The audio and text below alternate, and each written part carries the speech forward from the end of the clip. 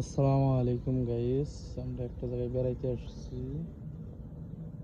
একটা coffee shop.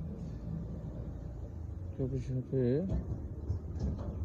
আমার ছোট ভাই আছেন আর আমি, আমরা দুই ভাই মিলে বেড়াইতে আসছি।